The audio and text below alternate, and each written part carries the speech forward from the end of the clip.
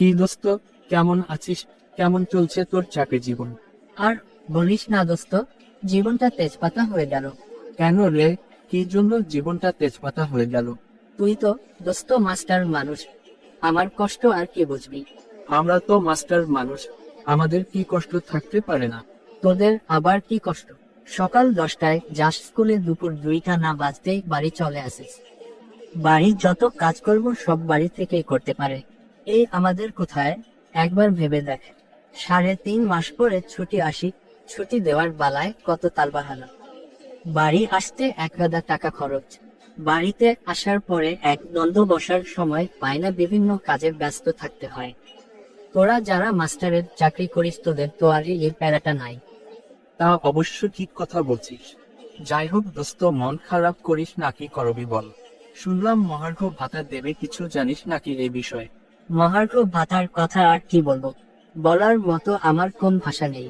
ভেবেছিলাম doctor Yunus sir আমাদের মতো সৈনিকদের যারা কম বেতনের চাকরি করি তাদেরকে নিয়ে একটু ভাববেন।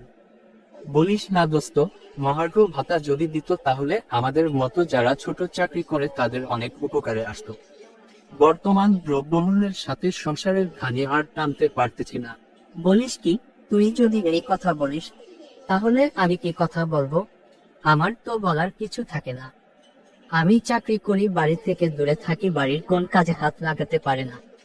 তুই তো বাড়ি থেকে সব কাজ করতে পারিস, মন চাইলে কয়েকটা ছাত্র প্রাইভেট পড়িয়ে কিছু টাকা আয় করতে পারিস। আমার তো সেই অপশনটাও নাই, শুধু বেতনের উপর তাকিয়ে থাকতে হয়। আর বলিস না দোস্ত, আমরা যে পরিস্থিতিতে সংসার চালাই, মহার্ঘ ভাতাটা খুব প্রয়োজন ছিল। কিন্তু যাদের সংসার চালাতে বেতনের টাকার কোন প্রয়োজন হয় না, সেই ক্ষমতায় থাকা লোকগুলো মহার্ঘ ভাতা নিয়ে বিভিন্ন হাসি ঠাট্টা করে, তা আর হতে দিল না। তাদের তো আর মহার্ঘ ভাতার দরকার নেই, তোর আর আমার মতো। আমি 10,000 টাকা বেতন পেয়ে 60 টাকা কেজি বেগুন কিনে খাই, তারা 1 লাখ টাকা বেতন পেয়েও 60 টাকা কেজি বেগুন কিনে খায়, তাহলে কি আর তাদের মহার্ঘ ভাতার প্রয়োজন হয়?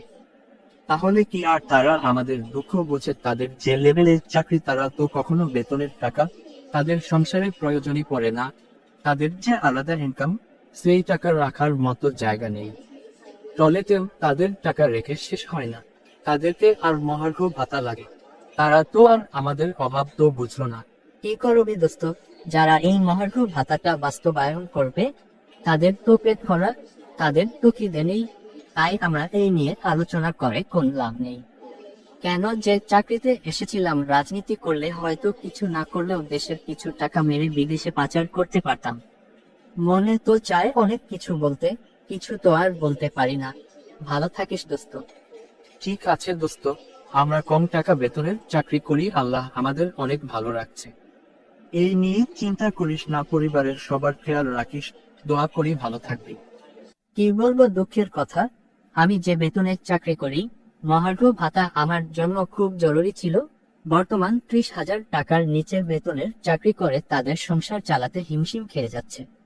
বর্তমান সরকারকে মহার্ঘ ভাতার দেওয়ার জন্য অনুরোধ করা যাচ্ছে। অনুরোধ করেই কি হবে? যারা এটা নিয়ে ভাববে তাদের তো মূল্য ভাতা প্রয়োজন নাই।